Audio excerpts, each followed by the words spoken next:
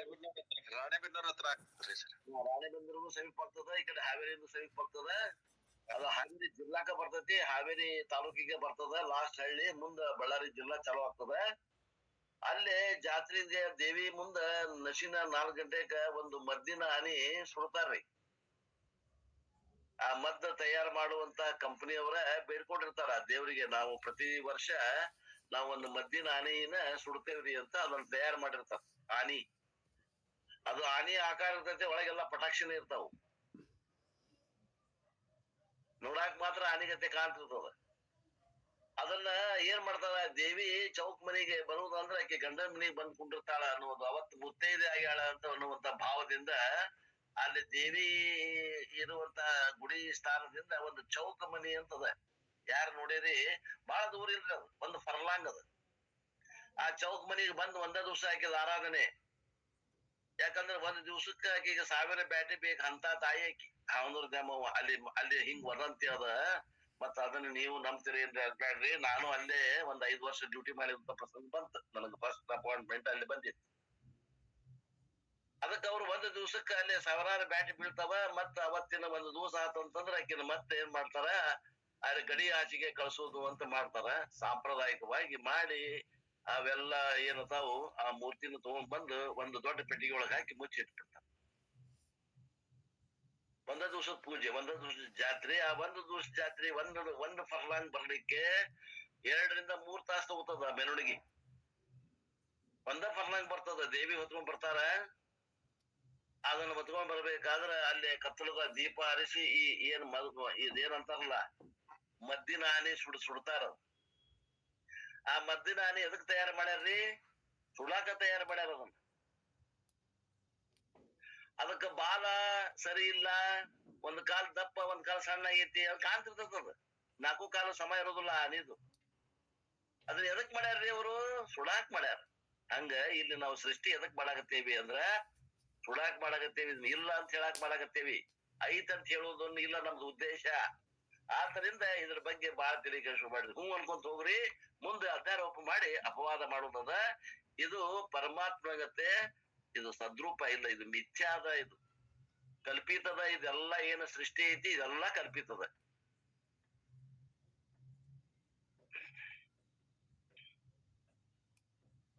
It is a mixture of Purusha and Prakriti Tattvam, otherwise called Brahma Tattvam and Maya Tattvam, or present symbolically the father principle and the mother principle. ಈ ಸೃಷ್ಟಿಗೆ ತಾಯಿ ತಂದೆ ಮಾಯಾ ಮತ್ತು ಪುರುಷ ಆಗ್ಯಾರ. ಅವ್ರಿಗೆ ಬ್ರಹ್ಮ ಮತ್ತು ಮಾಯಾ ಅಂತೇವಿ, ಅಥವಾ ಪ್ರಕೃತಿ ಮತ್ತು ಪುರುಷ ಅಂತೇವಿ, ಅಥವಾ ಜಗತ್ತಿನ ತಾಯಿ ತಂದೆ ಅಂತೇವಿ. The Purusha Tattvam represents the father principle. Prakriti Tattvam represents the mother principle, and this is to show that Purusha cannot create world without support of Prakriti. Purusha Prakriti illandra ಸೃಷ್ಟಿ ಮಾಡಾಕ ಅಸಾಧ್ಯ. ಒಬ್ಬ ಹುಡುಗ ಆ ಹುಡುಗಿ ಕೂಡ ಮದುವೆ ಆಗ್ಲಿಲ್ಲ ಅಂದ್ರೆ ಅವ ಮಕ್ಕಳನ್ನ ಹುಡ್ಸಕ ಆಗೋದಿಲ್ಲ. ಬೇಕ, ಇಬ್ರು ಬೇಕು. ಆಕೆಗೆ ಒಬ್ಬಕಿನೂ ಆಗಂಗಿಲ್ಲ, ಇವ್ಗೂ ಒಬ್ಬವಂಗ. ಇಬ್ರು ಕೂಡಿದಾಗನ ಮಗು ಹೆಂಗ್ ಆಗ್ತದೋ ಹಂಗ ಪ್ರಕೃತಿ ಮತ್ತು ಪುರುಷರ ಸಮ್ಮಿಳನದಿಂದ ಅಲ್ಲೇ ಸೃಷ್ಟಿ ಆಗ್ತದೆ.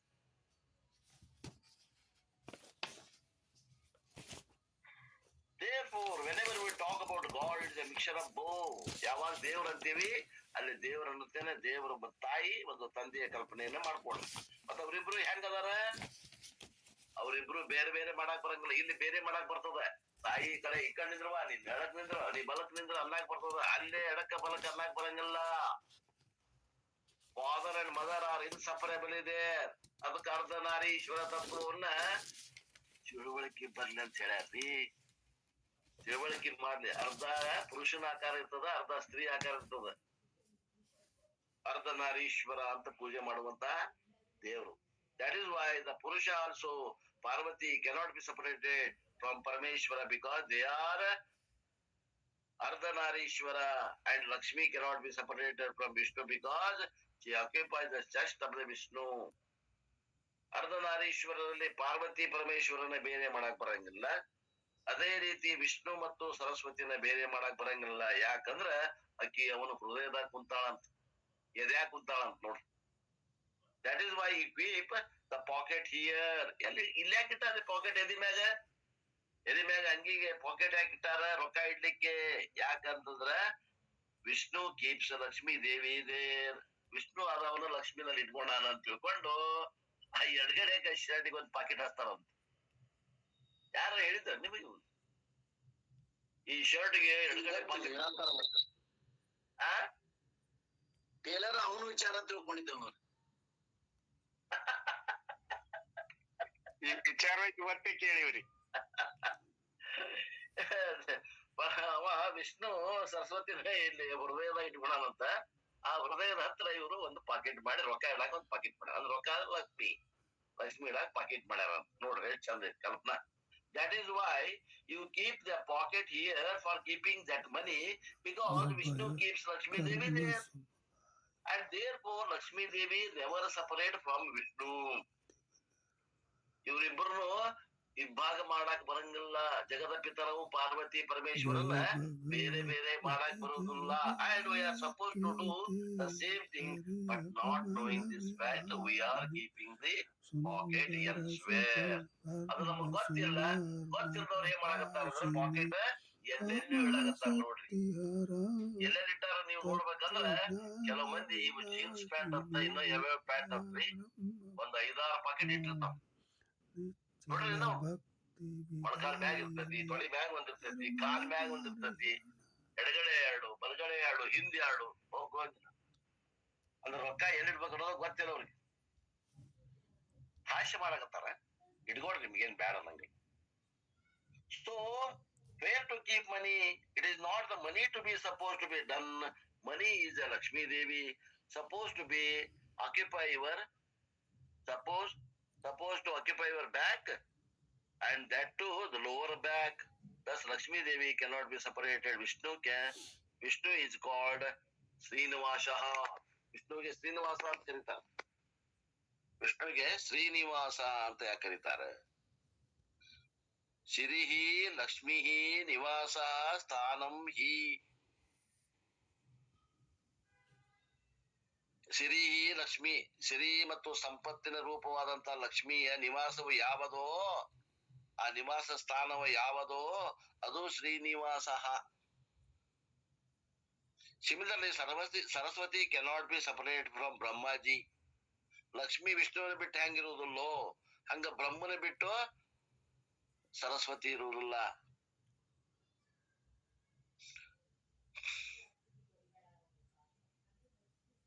ಆಕೆ ಏನದಾಳ್ರಿ ಸರಸ್ವತಿ? ಬ್ರಹ್ಮನ ನಾಲಿಗೆ ಮ್ಯಾಗ ಅದಾಳ ನೋಡ್ರಿ. She occupies Brahmaji's tongue itself. Saraswati ಸ್ಥಾನ ಚತುರ್ಮುಖ ಬ್ರಹ್ಮನ ನಾಲಿಗೆ ಮ್ಯಾಗದ. ವಿದ್ಯಾದೇವತೆ ಅಂತೇವಲ್ಲ, ಆಕೆದ ಸ್ಥಾನ ಎಲ್ಲದರಿ? ಪರಮೇಶ್ವರನ ನಾಲಿಗೆ ಮ್ಯಾಗ. ಯಾರು ಇವ? ಬ್ರಹ್ಮನ, ಚತುರ್ಮುಖ ಬ್ರಹ್ಮನ ನಾಲಿಗೆ ಮ್ಯಾಗ ಆಕೆ ಸ್ಥಾನದ. And what Krishna wants all these to indicate that Purusha and Prakriti are inseparable. This mixture alone is called God. ಇದು ಬೇರೆ ಬೇರೆ ಮಾಡ್ಲಿಕ್ಕೆ ಬರುವುದಿಲ್ಲ ಅಂತ ತಿಳ್ಸಾಕ ಇಷ್ಟೆಲ್ಲಾ ಪಾಕೆಟ್ ಸುದ್ದಿ ಹೇಳ್ಬೇಕಾಗೈತಿ. ಅರ್ಧನಾರೀಶ್ವರ ಹೇಳ್ಬೇಕಾಗೈತಿ. ಇವು ಎರಡದ್ರ ಏನದ? ಮಾಯಾ ಮತ್ತು ಪುರುಷ ಮತ್ತು ಪ್ರಕೃತಿ ಎರಡು ಮಿಕ್ಸರ್ಕ ನಾವ್ ಏನಾಗತ್ತೇವಿ? ಸಗುಣ ಪರಮಾತ್ಮ ಅನ್ನಾಗತ್ತೇವಿ. And what Krishna wants to point out is, since the cause of the creation, the Lord is a mixture of two principles, the effect also must be the mixture of these two principles, because the components of the effect will be exactly the same as the component of the cause. ಕಾರಣ ಗುಣಗಳು ಹೆಂಗಿರ್ತಾವ ಕಾಲದಲ್ಲಿ ಪ್ರತಿಬಿಂಬಿಸ್ತಾವ್ರಿ. ತಾಯಿ ತಂದೆ ಹೆಂಗಿರ್ತಾರ ಹಂಗ ಮಕ್ಕಳು ಇರ್ತಾರ, ಅಥವಾ ಅಜ್ಜ ಅಜ್ಜಿ ಹೆಂಗಿರ್ತಾರ ಹಂಗ ಮಕ್ಳು. ಅವು ಹಾರ್ಮೋನ್ಸ್ ಅಂತ ಇರ್ತಾವ, ವಂಶವಾಹಿನಿಗಳು ಅಂತ ಇರ್ತಾವ. ಅವು ಮಕ್ಕಳ ಮೂಲಕ ಆ ಸಂತತಿ ಒಳಗ ಅದು ಹರಡ್ತದ. ಹಂಗ ಈ ಕಾರಣವಾದಂತಹ ಪ್ರಕೃತಿ ಮತ್ತು ಪುರುಷರ ಗುಣಲಕ್ಷಣಗಳು ಈ ಜಗತ್ತಿನಾದಂತ ಈ ಮಗುವ ಕಾರ್ಯ ಅಂದ್ರೆ ಏನು? ಕಾರಣದ ಗುಣಗಳು ಕಾರ್ಯದಲ್ಲಿ ಇರುತ್ತವೆ. ಅಂದ್ರ ಈ ಜಗತ್ತಿನಲ್ಲಿ ಸೃಷ್ಟಿಯಾದಂತಹ ಜನರಲ್ಲಿ ಆಗಲಿ ಅಥವಾ ಇತರ ಪ್ರಾಣಿಗಳಲ್ಲಿ ಆಗಲಿ ಆ ಪ್ರಕೃತಿ ಮತ್ತ ಪುರುಷರ ತತ್ವಗಳು ಹರಿದು ಬಂದಾವೆ. If the god has 6% silver and copper, then all the ornaments will have the same percentage because the law of karana gunaha karya anuvartante. If the gold has 6% silver copper, then all the ornaments will also have the same percentage because the law of karana guna karya anuvartante. ಕಾರಣ ಗುಣಗಳು ಕಾರ್ಯದಲ್ಲಿ ಅನುವರ್ತಿಸುತ್ತವೆ. ಅದರಂತೆ ಬಂಗಾರದಲ್ಲಿ pure ಬಂಗಾರದಾಗ 100 ಬಿಸ್ಕಿಟ್ನಾಗ ನೀವು 6% ನಷ್ಟು ಏನಾದ್ರೂ ಬೆಳ್ಳಿ ಅಥವಾ ತಾಮ್ರ ಮಿಕ್ಸ್ ಮಾಡ್ತಾರೆ. ಯಾಕಂದ್ರ ಅದು 99 ಪ್ಯೂರ್ ಬಂಗಾರ ಏನಿರ್ತದ ಬಹಳ ಮೆತ್ತಗಿರ್ತದ್ರಿ. ಆ ಮೆತ್ತಗಿದ್ದಂತದ್ರಿಂದ ಆಭರಣ ಮಾಡಕ್ ಆಗಂಗಿಲ್ಲ. ಆಭರಣ ಮಾಡ್ಬೇಕಂತಂದ್ರ ಸ್ವಲ್ಪ ಅದಕ್ಕ ಬಿರುಸ್ತನ ಬೇಕಾಗ್ತದ. ಆ ಬಿರುಸ್ತನ ಬರಬೇಕು ಅಂತಂದ್ರ ಆಕೃತಿ ಆಗಿ ಬಿರುಸ್ತನ ಉಳಿಬೇಕು, ಅದು ಮುದ್ದೆ ಆಗ್ಬಾರ್ದು ಅಂದ್ರ ಅದ್ರಾಗ ಏನ್ ಸೇರಿಸ್ತಾರ ಇವ್ರು? ಬೆಳ್ಳಿ ಸೇರಿಸ್ತಾರ್ರಿ, ಅಥವಾ ಕಾಪರ್ ಅಂದ್ರ ತಾಮ್ರ ಸೇರಿಸ್ತಾರ. ಎಷ್ಟು ಸೇರಿಸ್ತಾರ್ರಿ? ರಾಗಿ ಸೇರಿಸ್ತಾರ ಹೆಂಗ? ಹಾ ರೀ, ಇವ್ರು ಬಂಗಾರ ಅವರು ಅದ ಬಿಸ್ನೆಸ್ ಮಾಡ್ಯಾರ ನೋಡ್ರಿ. ಅವ್ರು ಆಭರಣ ಮಾಡ್ಬೇಕಾದ್ರ ಕೆಲವೊಂದು ಪದಾರ್ಥಗಳ ಇನ್ನಿತರೆ ಬಂಗಾರದಾಗ ಸೇರಿಸಿದಾಗ ಅದು ಬಂಗಾರ ಏನಾಗ್ತತಿ, ಅವಾಗ ಆಭರಣ ಮಾಡಾಕ ಯೋಗ್ಯ ಆಗ್ತದ. ಆಭರಣ ಅಲ್ಲೇ ಉಳಿತಾವ, ಇಲ್ಲಾಂದ್ರ ಮುದ್ದೆ ಆಗ್ತಾವ. ಹಂಗ ಮುದ್ದೆ ಆಗ್ಬಾರ್ದು ಅಂದ್ರ ಅದ್ರಾಗ ಏನೋ ಒಂದು 6% ಸೇರಿಸ್ತಾರ. ಈಗ 916 ಅಂತಾರಲ್ರಿ, ಏನದು? 991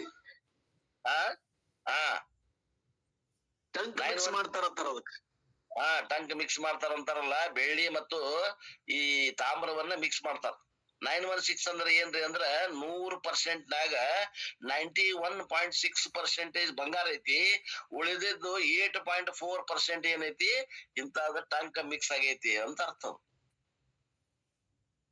ಇನ್ನು 85%, 70% ಅಂತ ಕೊಡ್ತಾರ. ಅದ್ರಾಗ 15% ಮಿಕ್ಸ್ ಮಾಡಿರ್ತಾರ. ಹೆಚ್ಚಿಗೆ ಮಿಕ್ಸ್ ಮಾಡಿದಂಗ ಅದ್ರ ಮಿಕ್ಸರ್ ರೇಟ್ ಕಮ್ಮಿ ಹಾಕೊಂತ ಹೋಗ್ತದ. 22 ಕ್ಯಾರೆಟ್, 20 ಕ್ಯಾರೆಟ್, 18 ಕ್ಯಾರೆಟ್, 16 ಕ್ಯಾರೆಟ್ ಅಂತಾರ ನೋಡ್ರಿ. ಅದ್ರಾಗ ಹೆಚ್ಚಿಗೆ ಈ ಸಿಲ್ವರ್ ಮತ್ತು ಕಾಪರ್ ಮಿಕ್ಸ್ ಮಾಡಿರ್ತಾರ.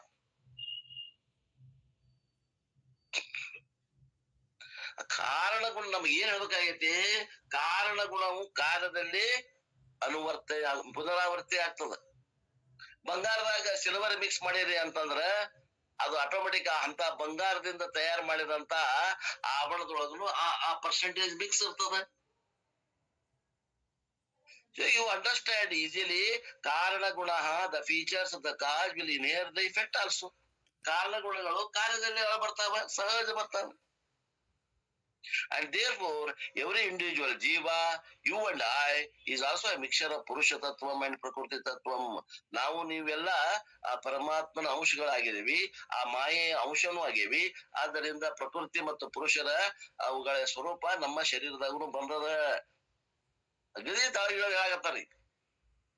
ನಾನ ಬ್ರಹ್ಮ ಅನ್ನೋದು ಎಲ್ಲಿ ಮಾತು, ಈ ಶರೀರದಾಗ ಮಿಕ್ಸರ್ ಅನ್ನೋದು ಎಲ್ಲಿ ಮಾತು, ಬಾಳ ತಳಿಗಳು ಬಂದ್ ಹೇಳಾಗತ್ತಾರ. ಯಾಕಂದ್ರ ಯಾರು ಉಳಿದಂಗ ಮ್ಯಾಗ ಕರ್ಕೊಂಡು ಹೋಗ್ಬೇಕು ಅಂತ ಈ ಫ್ಲೈಟ್ ತಳಗ ಬಂದದ್ ನೋಡ್ರಿ. ಅಗದಿ ಸ್ಥೂಲ ಬುದ್ಧಿ ಉಳ್ಳವರಿಗೂ ಕೂಡ ಕರ್ಕೊಂಡು ಹೋಗ್ಬೇಕು ಅನ್ನುವಂತ ಹಪಾಪಿಯಿಂದ ಭಗವಂತ ಈ ರೀತಿ ಅಗದಿ ಅಗದಿ ಅಗದಿ ತಿಳಿಸಿ ಮಾಡಿ ತುತ್ತು ಮಾಡಿ ಉಣಸಾಗತ್ತಾನ. ಹೂವ ಅನಿಸ್ ಕಡಿ ಕೆಲಸ ಅದನ್ನೆಲ್ಲವನ್ನು ಮಿಥ್ಯಾ ಕಡಿಸ್ಬಿಡ್ತಾನ, ಕಡಿ ಕೈ ಬಿಟ್ಟು ಬಿಡ್ತಾನ. ಅದೇ. But therefore every individual jiva, you and I, are mixture of Purusha and Prakriti. And therefore to understand oneself thoroughly, you should clearly know how to differentiate or distinguish these two features within ourselves.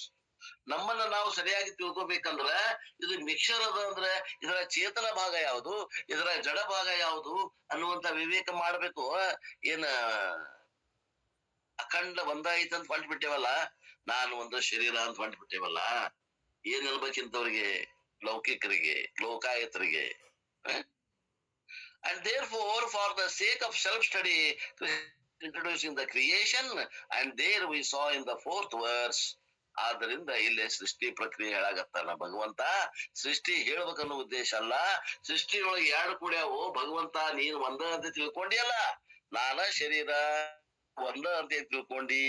ಅದ್ರಾಗ 2 ಭಾಗ ಅದಾವ, ಬೇರೆ ಬೇರೆ ಮಾಡ್ಬೇಕು. 2 ಅಂತ ಹೇಳಿದ್ಮೇಲೆ ಬೇರೆ ಮಾಡಕ್ ಬರ್ತದ, ಒಂದ ಅಂತ ಹೇಳಿ ಏನ್ ಬೇರೆ ಮಾಡಕ್ ಬರ್ತದ. ಒಳಗಿನ ಉದ್ದೇಶ ಹಿಂಗದ. ಹೇ ಅರ್ಜುನ, ಐ ಆಮ್ ಅ ಪುರುಷ ತತ್ವಂ. ಅಂಡ್ ವಾಟ್ ಇಸ್ ದ ಪುರುಷ ತತ್ವಂ? Do you remember the definition? ನಾನು ಪುರುಷನಿದ್ದೇನೆ ಅಂತ ಹೇಳಾಗತ್ತಾನ. ಈ ಶರೀರದಾಗ ಪುರುಷ ನಾನು ಇದ್ದೇನೆ ಅಂತ ಹೇಳಾಗತ್ತಾನಂದ್ರ ಆ ಪುರುಷ ಅಂದ್ರೆ ಏನು ಡೆಫಿನೇಷನ್ ಗೊತ್ತೈತೇನ? ಮರ್ತಿರೋ? ಇನ್ನೊಮ್ಮೆ ಹೇಳ್ತೇನೆ ಕೇಳಂತಾರಪ್ಪ. ಯಾವ್ದು ನಿರ್ಗುಣವಾಗಿದೆಯೋ, ಯಾವ್ದು ನಿರ್ವಕಾರವಾಗಿದೆಯೋ, ಯಾವುದು ತ್ರಿಕಾಲದಲ್ಲಿ ಅಬಾಧಿತವಾಗಿ ಸತ್ಯ ಸ್ವರೂಪವಾಗಿದೆಯೋ, ಯಾವ್ದು ಚೇತನ ಅರಿವು ಸ್ವರೂಪವಾಗಿದೆಯೋ ಅದಕ್ಕೆ ನಾವು ಏನಂತೀವಿ? ಪುರುಷ. Purusha means changeless, attributeless, conscious principle which is an independent and absolutely reality. ಯಾವುದು ಸ್ವತಂತ್ರವಾಗಿದೆಯೋ, ಯಾವುದು ಯಾವಾಗಲೂ ಇರುತ್ತದೆಯೋ, ಯಾವುದು ಯಾವಾಗಲೂ ಬದಲಾವಣೆಯಾಗದೆ ಇರುತ್ತದೆಯೋ ಅದು ಅರಿವು, ಅದು ಚೇತನ, ಅದು ಪರಮಾತ್ಮ ತತ್ವ, ಅದು ಪುರುಷ ತತ್ವ.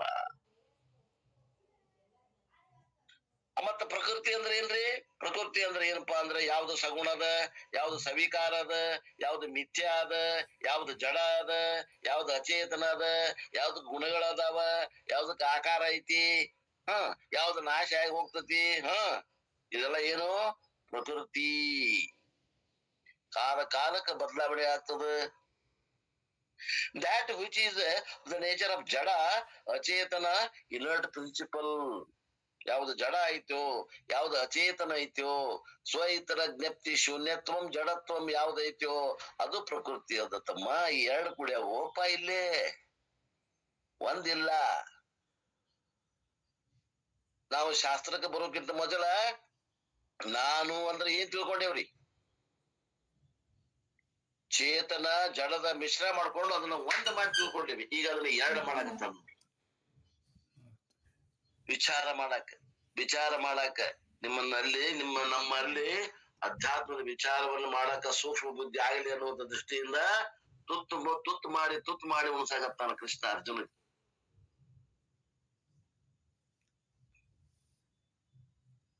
ಹೆಂಗದಪ್ಪ ಈ ಜಡ ತತ್ವ ಅಂತಂದ್ರ ಇದು ಸಾಕಾರದ ಆಕಾರ ಐತಿ, ಇದಕ್ ಸಾಕಾರ ಐತಿ. ಆಮ್ಯಾಗಿಂದ ಇದು ಸೌಕಳಿ ಬರ್ತದ, ದಿನ ಬದಲಾವಣೆ ಆಗ್ತದ.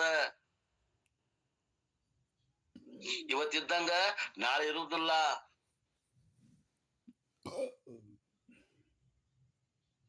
In English we can say the conscious plus matter is equal to Ishvara Tattvam and Ishvara Paramatma is a Karanam, Jivatma is a Karyam. ಈಗ ನೀವ್ ಹಂಗ ಅದಕ್ಕೆ ಏನ್ ಮಾಡ್ರಿ, ಆ ಕಾರಣ ತತ್ವನ ಪರಮಾತ್ಮ ಅದಾನ, ಆ ಕಾರ್ಯ ಏನದಲ್ಲ ಜೀವಾತ್ಮ ಅದಾನ. If the Karanam is a mixture of the conscious plus matter, Karyam is also the mixture of consciousness and matter. ಅಲ್ರಿ ಕಾರಣದಲ್ಲಿ ಚೇತನ ಮತ್ತು ಅಚೇತನದ ಮಿಶ್ರಣ ಅಂತ ಹೇಳಿದ್ರಿ, ಪ್ರಕೃತಿ ಮತ್ತು ಪುರುಷರ ಮಿಶ್ರಣ ಅಂತ ಹೇಳಿದ್ರಿ. ಮತ್ತೆ ಕಾರ್ಯನು ಪ್ರಕೃತಿ ಮತ್ತು ಪುರುಷರ ಮಿಶ್ರಣ ಹೌದಲ್ಲೋ? ಹೌದು. ಈಶ್ವರನು ಪ್ರಕೃತಿ ಮತ್ತು ಪುರುಷರ ಮಿಶ್ರಣ, ಮತ್ತು ಜೀವನು ಕೂಡ ಪ್ರಕೃತಿ ಮತ್ತು ಪುರುಷರ ಮಿಶ್ರಣವೇ. ನೋಡ್ರಿ, ಒಂದಂತ ತಿಳ್ಕೊಂಡಿದೀವಿ ಅಜ್ಞಾನ ಕಾಲದ ನಾನು, ಇದೆಲ್ಲ ಸೇರಿಸಿ ಒಂದು ನಾನು. ವಿಚಾರ ಇಲ್ಲ ನಮಗ. ದಪ್ಪ ಬುದ್ಧಿ ಉಳ್ಳವರು ಅಂತಿದ್. So in me also both are there. ಈಗ ನಾನು ಏನ್ ಮಾಡಿದ್ರು, ಒಂದಿದ್ದ ಗುರುಗಳು ಹೇಳಿ 2 ಮಾಡಿದ್ರು ನೋಡ್ರಿ. ಒಂದು ಚೇತನ, ಒಂದು ಜಡ, ಒಂದು ಶಾಶ್ವತವಾಗಿರೋದು, ಒಂದು ಅಶಾಶ್ವತವಾಗಿರೋದು, ಒಂದು ಬದಲಾವಣೆ ಆಗ್ತಾ ಇರುವುದು, ಒಂದು ಬದಲಾವಣೆ ಆಗದೆ ಇರುವುದು. 2 ತತ್ವದವ್ರಿ ಇಲ್ಲಿ. ಹೌದೇನ್ರಿ? ಹೌದು. I should remember both these features. ಈಗ 2 ನಾನು ಲಕ್ಷ ಕೊಡ್ಬೇಕಂತ ನಾನು 2 ಅದಾವಪ್ಪ. And this analysis is going to be the subject matter of the 14th verse. ಈ ವಿಷಯ ಈ 14ನೇ ಅಧ್ಯಾಯದ ಮುಖ್ಯ ವಿಷಯ. You have got the nature which is attributed, which is saguna also, and you have got a nirguna feature also, and similarly you are a mixture of both matter and consciousness. ನೋಡ್ರಿ, 2 ಒಂದು ಸಗುಣದ, ಒಂದು ನಿರ್ಗುಣದ, ಒಂದು ಅರಿವದ, ಒಂದು ಜಡ ಅದ, ಒಂದು ಬದಲಾವಣೆ ಆಗುವುದದ, ಒಂದು ಬದಲಾವಣೆ ಆಗದೆ ಇರುವುದದ. ಇವೆರಡರ ಮಿಶ್ರಣ ಜೀವಾತ್ಮನು ಅದಾನ, ಇವೆರಡರ ಮಿಶ್ರಣ ಪರಮಾತ್ಮ ಅಂತ ಈಶ್ವರ, ಸಗುಣ ಈಶ್ವರ. ಮಾಯಾ ವಿಶಿಷ್ಟ ಚೇತನ ಕೂಡ ಮಿಶ್ರಣ ಅದಾನ, ಆ ಬ್ರಹ್ಮ ಮಾತ್ರ ಮಿಶ್ರಣ ಇಲ್ಲ, ಆ ಬ್ರಹ್ಮನಿದ್ರ ತರುವಂಗಿಲ್ಲ. And you are the mixture of a lower Maya principle and higher Satyam principle, and therefore I should thoroughly understand both, and that analysis is going to start hereafter. ಈ ಆತ್ಮ ಅನಾತ್ಮ ವಿವೇಕ ಮಾಡಾಕ ಇನ್ನು ಮುಂದ ವೃತ್ತಿಯನ್ನು ಬದಲಾವಣೆ ಮಾಡಾಕ ಭಗವಂತ 5ನೇ ಶ್ಲೋಕದಾಗ ಏನ್ ಹೇಳ್ತಾನ ನೋಡ್ರ. ಸತ್ವಂ ರಜಸ್ತಮೈತಿ ಗುಣ ಪ್ರವೃತ್ತಿ ಸಂಭವಾ ನಿಬದ್ಧಂತೆ ಮಹಾಭಾವೋ ದೇಹೇ ದೇಹಿನಂ ಅವ್ಯಯಂ. 5ನೇ ಶ್ಲೋಕ. ಸತ್ವಂ ರಜಃ ತಮಃ ಇತಿ ಗುಣಾಃ ಪ್ರಕೃತಿ ಸಂಭವಾಃ ನಿಬದ್ಧಂತೆ ಮಹಾಭಾವೋ ದೇಹೇ ದೇಹಿನಂ ಅವ್ಯಯಂ. ಹೇ ಮಹಾಭಾವೋ, ಹೇ ಅರ್ಜುನ, ಸತ್ವಗುಣ, ರಜಃ ರಜೋಗುಣ, ತಮಃ ತಮೋಗುಣ ಇವು ಪ್ರಕೃತಿ ಸಂಭವಾಃ ಪ್ರಕೃತಿಯಿಂದ ಉತ್ಪನ್ನವಾಗ್ಯಾವ. ಗುಣಗಳು ಏನದಾವಲ್ಲ ಇವು ಪ್ರಕೃತಿಯಿಂದ ಉತ್ಪನ್ನ ಆಗ್ಯಾವಪ್ಪ. ಮತ್ತೆ ಇವು ಗುಣ ಏನದಾವಲ್ಲ 3 ಗುಣಗಳು ಇವು ಹೆಂಗದಾವಪ್ಪ ಅಂದ್ರ ಅವ್ಯಯಂ ದೇಹಿನಂ ದೇಹೇ ನಿಬದ್ಧತಿ. ಈ ಗುಣಗಳು ಅವಿನಾಶಿಯಾದಂತಹ ವಿನಾಶರಹಿತನಾದಂತಹ ದೇಹಿನಂ ಜೀವಾತ್ಮನನ್ನು ದೇಹೇ ಶರೀರದಲ್ಲಿ ನಿಬದ್ಧಂತಿ ಬಂಧಿಸುತ್ತವೆ. ಜೀವಾತ್ಮನನ್ನು ಬಂಧನಕ್ಕೆ ಎಡೆ ಮಾಡಿಕೊಟ್ಟಾವು ನೋಡ್ರಿ. ಇವು ಯಾವುವು? ಈ 3 ಗುಣಗಳು. ಯಾವುವು? ಸತ್ವ, ರಜಸ್ಸು, ತಮಸ್ಸು. ಇವೆದರಿಂದ ಉತ್ಪನ್ನ ಆಗ್ಯಾವ್ರಿ? ಇವು ಪ್ರಕೃತಿ ಸಂಭವಾಹ ಪ್ರಕೃತಿಯಿಂದ ಉತ್ಪನ್ನ ಆಗ್ಯಾವ. ಏ ಅರ್ಜುನ, ಈ ಸತ್ವಗುಣ, ರಜೋಗುಣ, ತಮೋಗುಣ ಎಂಬ 3 ಗುಣಗಳು ಪ್ರಕೃತಿಯಿಂದ ಉತ್ಪನ್ನವಾಗಿ ಯಾವ ಅವಿನಾಶಿ ಚೇತನ ಅದನೋ ಜೀವ, ಅವನನ್ನ ಈ ದೇಹದಲ್ಲಿ ಬಂಧಿಸಲ್ಪಟ್ಟಾವ. ಹಗ್ಗ ತೋಡ್ಲು ಕಟ್ಟಿ ಹಾಕ್ಬಿಟ್ಟಾರ. ಯಾರೋ ನೀನು ಅಂದ್ರ ನಾನ್ರಿ ಅಲ್ಪಜ್ಞ ಅಲ್ಪಕರ್ತೃಮಾನ್ ಜೀವ ಬಡುವ ಅಂತ ನಿವ. ಆಕ್ಚುಲಿ ಏನೋ ನೀವ ಪರಮಾತ್ಮ ಒಳಗ್ ಕುಂತಾವ ಜೀವಾತ್ಮ. ಜೀವು ಬ್ರಹ್ಮೈವನ ಪರಹ, ಅವನ ಸ್ವರೂಪವನ್ನ ಮರೆಸ್ಬಿಡೈತ್ ನೋಡ್ರಿ ಮಾಯ. ಸತ್ವ, ರಜಃ, ತಮ, ದೀಸ್ ಆರ್ ದ 3 ಗುಣಸ್ ಬಾರ್ನ್ ಔಟ್ ಆಫ್ ಪ್ರಕೃತಿ. ಪ್ರಕೃತಿಯಿಂದ ಹುಟ್ಟಿದಂತ ಈ 3 ಗುಣಗಳು they fasten the changeless self in the body. ಆ ಬದಲಾವಣೆ ಆಗದೆ ಇರುವಂತ ಚೇತನ ಏನೈತಿ ಶರೀರದೊಳಗ ಅವಾಗ ಜೀವ ಅಂತೀವಿ. ಅವ ಪರಮಾತ್ಮನ ಅದಾನ, ಒಳಗ ಜೀವ ಹಾಕಿ ಕುಂತಾನ, ಅದಕ್ಕ ಅವಾಗ ಜೀವ ಅನ್ನಾಗತ್ತೀವಿ. ಆ ಜೀವನನ್ನ ಬಂಧಿಸಿತು ಅರ್ಜುನ. ವ್ಯಾಪಕವಾಗಿರೋ ಅವನ ಏನ್ ಮಾಡೈತಿ, ನೀ ಶರೀರದಷ್ಟದಿ ನೋಡಂತ ಕಲ್ಪನಾ ಬಂದದ. ಆ ಹೆಣ್ಣಿನ ಶರೀರದಾಗಿದ್ರ ನೀ ಹೆಣ್ಣು ಅನ್ನುವಂತ ಭ್ರಮೆ ಉತ್ಪತ್ತಿ ಆಗ್ಯದ. ಗಂಡಿನ ಶರೀರ ಇದ್ರ ನಾನು ಗಂಡಸು ಅನ್ನುವಂತ ಅಭಿಮಾನ ಹುಟ್ಟಿಸೈತಿ. ನಾನು ಸನ್ಯಾಸಿ ಆಗಿದ್ದಂದ್ರ ಸನ್ಯಾಸಿ ಅನ್ನುವಂತ ಅಭಿಮಾನ ಹುಟ್ಟಿಸೈತಿ. ಗೃಹಸ್ಥ ಇದ್ರ ನಾವು ಗೃಹಸ್ಥರಿ ಅಂತಕೊಂಡು ಹೇಳ್ತಾನ. ಜೋತ್ ಬಿದ್ದದೆಲ್ಲ ಮುಖ ಲಕ್ಷಣ ಇಲ್ಲ. ಹಿಂಗ್ ಬಂಧಿಸೈತದು. ಜನ್ಮ ಮೃತ್ಯುಗಳಿಂದ ಬಂಧಿಸೈತೆ, ಸುಖ ದುಃಖಗಳಿಂದ ಬಂಧನ ಮಾಡೈತಿ. ಸಣ್ಣವ ದೊಡ್ಡವ ಅನ್ನೋದ್ರಿಂದ ಕರ್ತ ಭೋಕ್ತ ಅಂತಿಕೊಂಡು ಬಂಧನ ಮಾಡೈತಿ. ಹುಟ್ಟಾವ ಸಾಯವ ಅಂತಿಕೊಂಡು ಬಂಧಿಸೈತಿ. ಇದ ಬಂಧನ. ಮತ್ ಬಂಧನ ಅಂತಂದ್ರೆ ಏನ್ ಬ್ಯಾರೆ ಹಗ್ಗ ತಗೊಂಡು ಕಟ್ಟ್ಯಾರ ನಮ್ಮನ್ನ?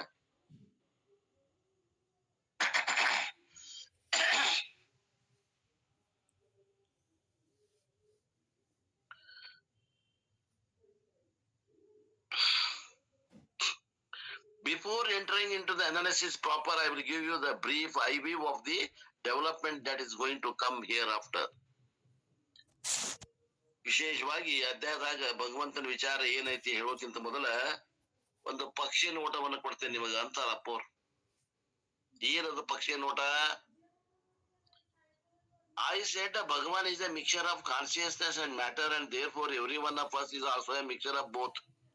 ನಾನ್ ನಿಮಗೆ ಈ ಪೂರ್ವದಲ್ಲಿ ಏನ್ ಹೇಳಿದ್ದೆ ಅಂತಾರ ಅಪ್ಪೋರು ಅಂದ್ರ, ಭಗವಂತ ಏನದಾನಲ್ಲ ಈ ಪ್ರಕೃತಿ ಮತ್ತು ಪುರುಷರ ಮಿಕ್ಸರ್ ಅದಾನ ಅಂತ ಹೇಳಿವಿ.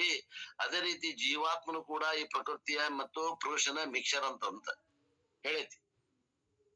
And what is the material aspect of the individual? ಹಂಗಾರ ಇದಕ್ಕೆ ಉಪಾದಾನ ಕಾರಣ ಯಾವುದು? The physical body is material in nature. ಈ ಶರೀರ ಏನದಪ್ಪ ಅಂದ್ರ ಇದು ಪದಾರ್ಥದಿಂದ ಕೂಡ್ಯದ. It is made up of ಪ್ರಕೃತಿ. ಅದು ಪ್ರಕೃತಿ ತತ್ವದಿಂದ ಕೂಡ್ಯದ. Because the body is made up of matter. ಇದು ಪ್ರಕೃತಿಯಿಂದ ಆದಂತ ಶರೀರ ಇರುವುದರಿಂದ the body has got attributes, property ಇದೆ.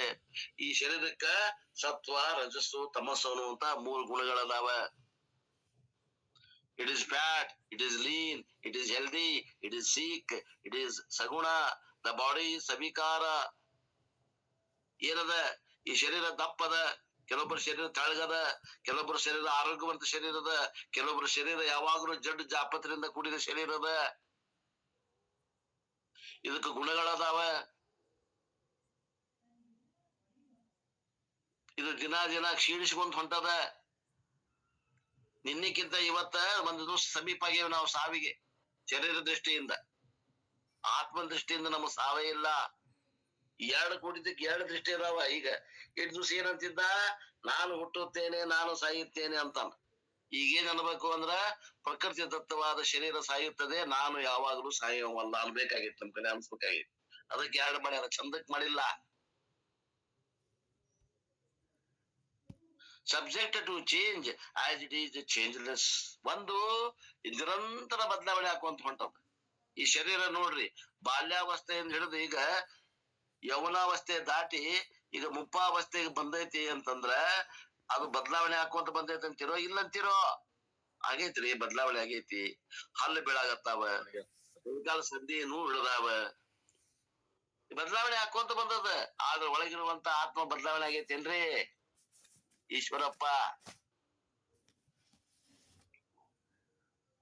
ಗುರುಗಳ ಇಲ್ಲ, ಬದಲಾಗಿಲ್ಲ ಅಂತ ನೋಡ್ರಿ ಈಶ್ವರಪ್ಪ ಹೇಳ್ತಾನ. ಕರೆಕ್ಟ್ ನೀವ್ ಹೇಳಿದ್ದ ಈಶ್ವರಪ್ಪ.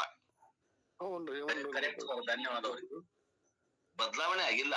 ಒಂದು ಬದಲಾವಣೆ ಆಗುವ ತತ್ವ ಅದ, ಒಂದು ಬದಲಾವಣೆ ಆಗದೇ ಇರುವ ತತ್ವ ಅದ. ಗುರುತಿಸ್ರಿ.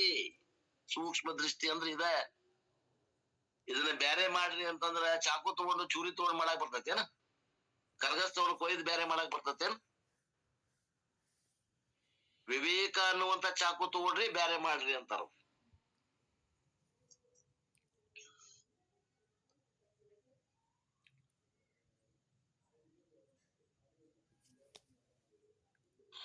Similarly, the mind also comes under Prakriti part of the individual. ಮನಸ್ಸು ಎದ್ರಾಗ ಬರ್ತೈತ್ರಿ? ಪ್ರಕೃತಿಯ ಬರ್ತೈತೋ ಪುರುಷರಾಗ ಬರ್ತೈತೋ? ಪ್ರಕೃತಿ ಮನಸ್ಸು ಕೂಡ ಪ್ರಕೃತಿ ಒಳಗ್ ಬರ್ತದ. And the other than the body mind complex, there is a Purusha Tattva which is the conscious principle. ಈ ಮನಸ್ಸು, ಬುದ್ಧಿ, ಚಿತ್ತ, ಅಹಂಕಾರ, ಜ್ಞಾತೃ ದಾಟಿದ ಕಡೆ ಏನದ ಒಂದು ಆತ್ಮ ತತ್ವ ಅದ ಅಲ್ಲ, ಅದು ಪುರುಷ ತತ್ವ ಅದ. ಅದು ಯಾವಾಗ್ಲೂ ಬದಲಾವಣೆ ಆಗ್ತಾ ಇಲ್ಲ. ಅದಕ್ಕ ಅರಿವು ಅಂತಾರ, ಅದಕ್ಕ ಚೇತನ ಅಂತಾರ. ಆ ಅರಿವು ಹೆಂಗದ? ಆ 5 ತತ್ವ ಮರಿಬಾರದು. ಆತ್ಮ ಹೆಂಗದ ಅಂತಂದ್ರ ಅದು ಈ ಶರೀರದ ಭಾಗ ಅಲ್ಲ, ಈ ಶರೀರದ ಕಾರ್ಯನೂ ಅಲ್ಲ, ಈ ಶರೀರದ ಗುಣನೂ ಅಲ್ಲ. ಅದು ಆತ್ಮ ಗುಣ ಅಲ್ಲ. ಮತ್ತ ಅದು ಈ ಶರೀರ ಬಿಟ್ಟು ಸ್ವತಂತ್ರದ. ಮತ್ತ ಅದು ವ್ಯಾಪಕದ. ಈ ಶರೀರ ಇದ್ದಷ್ಟಿಲ್ಲ, ಅದು ಚೇತನ. ಅದು ವ್ಯಾಪಕದ. ಜಗದಗಲ ಮುಗಿಲಗಲ ಒಂದೇ ಚೇತನದ.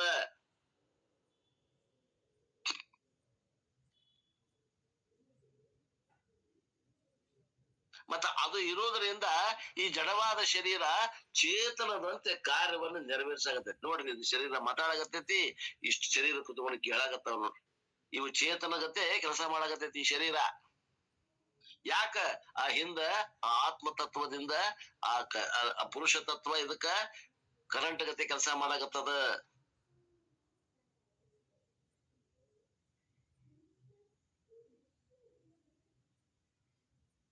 ಮತ್ತ ಆ ಆತ್ಮ ತತ್ವ ಈ ಶರೀರ ಇದ್ದಷ್ಟೇ ಇಲ್ಲ, ಶರೀರಕ್ಕಿಂತಲೂ ವ್ಯಾಪಕವಾದ, ಆಕಾಶಕ್ಕಿಂತಲೂ ವ್ಯಾಪಕದ. ಇದು ಆತ್ಮ ಒಂದಾದ. ನಿಮ್ಮ ಆತ್ಮ ನಮ್ಮ ಆತ್ಮ ಬೇರೆ ಬೇರೆನು ಒಂದರಿ. ಒಂದಾರಿ ಅಪ್ಪರ್. ನಮ್ ಶರೀರ ಬೇರೆ, ನಮ್ ಶರೀರ ನಿಮ್ ಶರೀರ ಒಂದೇನೋ ಬೇರೆನೋ? ಬೇರೆ ಹಾ, ಶರೀರ ಬೇರೆ ಅದಾವ, ಆತ್ಮ ಒಂದ ಅದ. ಇದು ತಿಳುವಳಿಕೆ ಬರ್ಬೇಕು.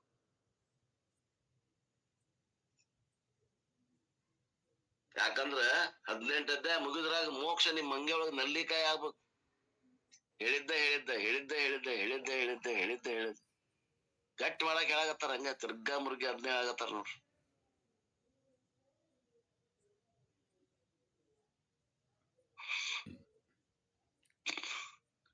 And finally, this surviving conscious principle cannot be contacted by us. ಈ ಅಧಿಷ್ಠಾನ ಚೇತನ ಅದಲ್ಲ, ಈ ಚೇತನವನ್ನ ಕೈಲಿ ಮುಟ್ಟಾಕ್ ಬರ್ತೈತೇನು? ಬರೋದಿಲ್ಲ ಸರ್. ಬರಂಗಿಲ್ರಿ, ಬರಂಗಿಲ್ಲ. Not because it is not existent, but because it is no media to contact. ಯಾಕ ಅಂತಂದ್ರ ಅದು ಇಲ್ಲ ಅಂತ ಮುಟ್ಟಾಕ್ ಬರೋದಿಲ್ಲ ಅಂತಲ್ಲ, ಅದು ಐತಿ, ಅದು ಮುಟ್ಟುವಂತ ಮಾಧ್ಯಮ ನಮ್ ಕಡೆ ಇಲ್ಲ.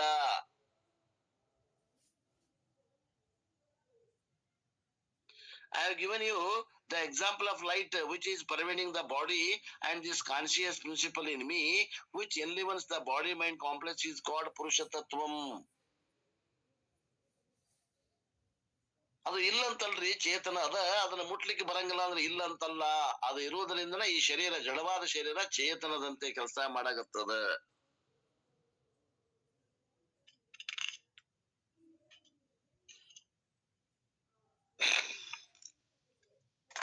ಅವ್ರ ಪೇಜ್ ಗಟ್ಟಲೆ ಬರ್ದಾರ, ಇನ್ನು 2-3 ಪೇಜ್ ಐತೆ ಅನ್ಸ್ತದ. ಟೈಮ್ ಆಗ್ಯದ, ಎಲ್ಲಾದ್ರೂ ಬಿಡಬೇಕು, ಮುಗಿಯಂಗಿಲ್ಲ ಇದು. ಮತ್ ನಾಳೆಗೆ ಕಂಟಿನ್ಯೂ ಮಾಡೋಣ. Page number 4 first para completed. 2ನೇ ಪ್ಯಾರಾದಿಂದ ನಾಳೆಗೆ ನೋಡೋಣ ಅನ್ನುವಲ್ಲಿಗೆ ಇವತ್ತನೇ ಈ ವಾಕ್ರೂಪ ಸೇವೆಯನ್ನ ಗುರುಪಾದಕ್ಕೆ ಸಲ್ಲಿಸಿ ನನ್ನ ವಾಣಿಗೆ ವಿರಾಮ.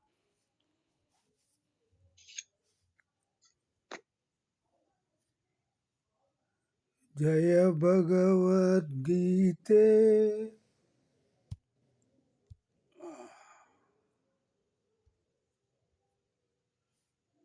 ಮಂಗಳಾರತಿ ಹೇಳ್ರಿ ಗುರುಗಳೇ. ಜಯ ಭಗವದ್ಗೀತೆ ಮಾತೆ, ಜಯ ಭಗವದ್ಗೀತೆ. ಹರಿಯ ಕಮಲ ವಿಹಾರಿಣಿ, ಹರಿಯ ಕಮಲ ವಿಹಾರಿಣಿ, ಸುಂದರ ಸುಪನೀತೆ. ಜೈ ಭಗವದ್ಗೀತೆ. ಕರ್ಮ ಸುಮರ್ಮ ಪ್ರಕಾಶಿನಿ, ಕಾಮಾಸಕ್ತಿ ಹರಾ, ತತ್ವಜ್ಞಾನಿ ವಿಕಾಸಿನಿ, ತತ್ವಜ್ಞಾನಿ ವಿಕಾಸಿನಿ, ವಿದ್ಯಾ ಬ್ರಹ್ಮ ಪರಾ. ಜಯ ಭಗವದ್ಗೀತೆ. ನಿಶ್ಚಲ ಭಕ್ತಿ ವಿದಾಯಿನಿ, ನಿರ್ಮಲ ಮಲಹಾರಿ, ಶರಣ ರಹಸ್ಯ ಪ್ರದಾಯಿನಿ, ಶರಣ ರಹಸ್ಯ ಪ್ರದಾಯಿನಿ, सब विधि सुखकारी. जय भगवद्गीते. राग द्वेष विदारिणी, कारिणी मोद सदा, भव भयहारिणी तारिणी, भव भय तारिणी, भव भय हारिणी तारिणी, परमानंद प्रभा. जय भगवद्गीते. असुर भाव विनाशिनी, नाशिनी तमसोजनी, दैवी सद्गुणदायिनी, दैवी सद्गुणदायिनी, हर रस का अर्जुनी. जय भगवद्गीते. समता त्याग सिखावनी, हरिमुख की वाणी, सकल शास्त्र की स्वामिनी, सकल शास्त्र की स्वामिनी, श्रुतियों की रानी. जय भगवत गीते दया सुधा बरसावनी मातु कृपा की जय हरिपद प्रेम दान कर हरिपद प्रेम दान कर अपनो करली जय जय भगवत गीते कृष्णार्पणमस्तु ओम चैतन्यं शान्तम् ओमतीतं नादबिंद निरंजनं कलातीतं जय नमः पार्वती शिव महादेव